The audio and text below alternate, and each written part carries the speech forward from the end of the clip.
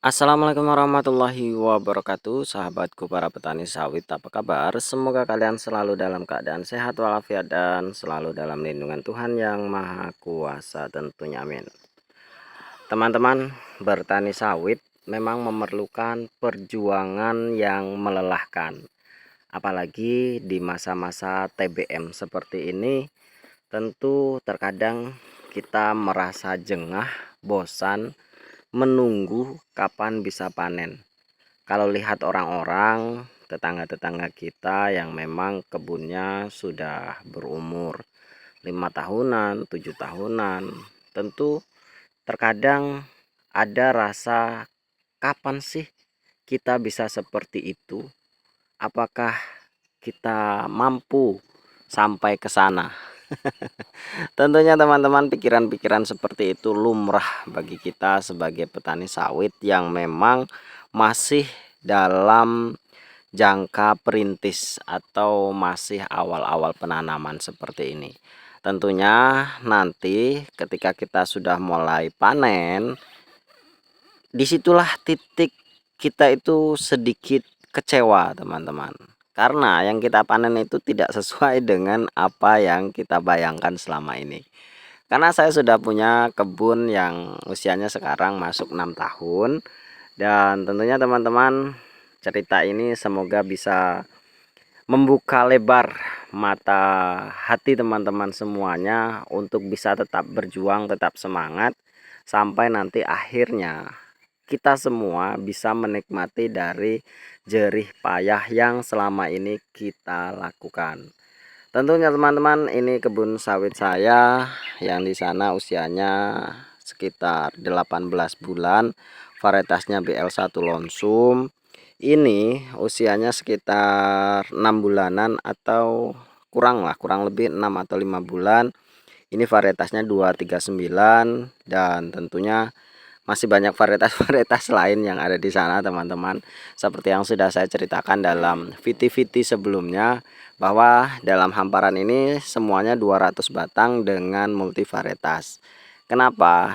Ya, karena saya tidak memiliki biaya yang cukup untuk melakukan penanaman dalam jangka waktu sekaligus.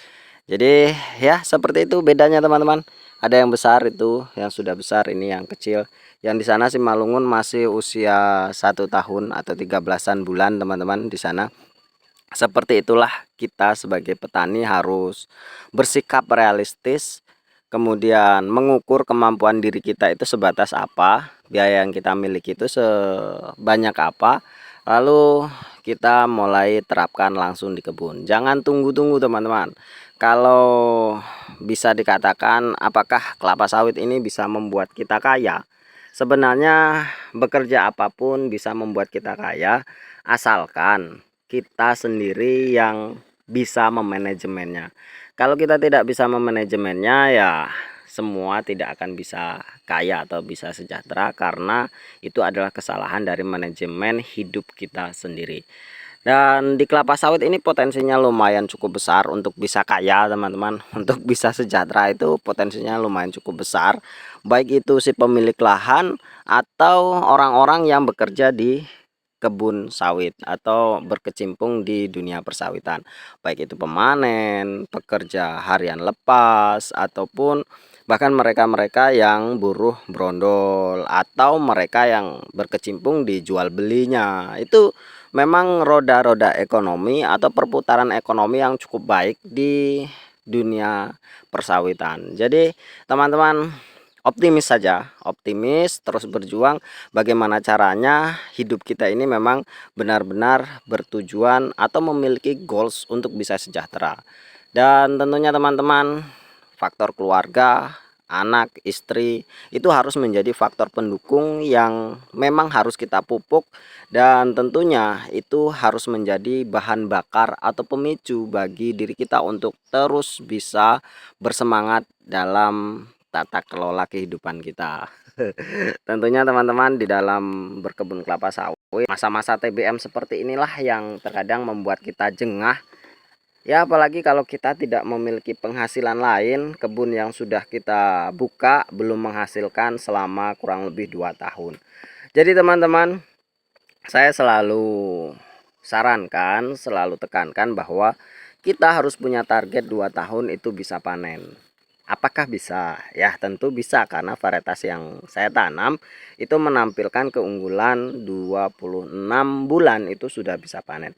Bahkan teman saya atau saudara saya yang bekerja di perusahaan, ketika memang perawatan kita bagus, baik, 24 bulan itu sudah kita panen, teman-teman. Bisa kita panen meskipun memang besaran tandannya atau berat tandannya belum bisa memenuhi syarat atau belum begitu besar, namun sudah bisa kita panen ketika memang usia 24 bulan. Ya, ketika persyaratan tadi yang sudah saya sebutkan, perawatan bagus, pemupukan bagus, benih bagus, tentu bisa tercapai. Positif saja teman-teman, optimis saja. Meskipun di dalam waktu-waktu yang seperti ini kita, ya sekali lagi saya katakan, membosankan menunggu kapan, apalagi kalau seperti saya setiap hari meluangkan waktu untuk ke kebun, itu perasaan sawit kita itu nggak besar-besar teman-teman, sepertinya seperti itu saja. Namun kalau kita tinggalkan atau bahkan ketika saya melihat video-video yang lama, pertumbuhannya itu ternyata lumayan cukup besar, lumayan cukup signifikan. Memang tidak terasa, namun ketika memang kita nanti sudah mendapatkan hasil, tentu jerih payah yang sudah selama ini kita lakukan itu akan menjadi kenangan manis yang cukup indah. Jadi buat teman-teman yang masih berjuang dalam membentuk kebun sawitnya, tetap lakukan perawatan yang terbaik. Itu menurut saya. Saran saya, jangan bosan. Usahakanlah teman-teman bagaimana caranya untuk terus dapat memupuk secara rutin, kemudian membersihkan lahan. Kalau memang tidak bisa mengupah orang lain, lakukan sendiri. Berguyur kalau menurut saya, kemudian lakukan sebaik mungkin. Sayangi kebun kita, buat kita itu terus jatuh cinta kepada kebun kita. Insya Allah kalau memang kita jatuh cinta kepada kebun, kita setiap hari pasti akan kangen, akan rindu untuk datang ke kebun.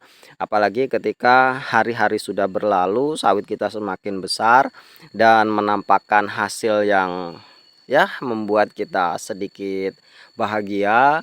Apalagi nanti sudah selesai kastrasi, buah-buahnya itu sudah mulai menghitam semuanya, ya tentu itu akan menjadi penyemangat kita atau pelecut kita untuk menjadi lebih berapi-api. Itu teman-teman yang sudah saya rasakan.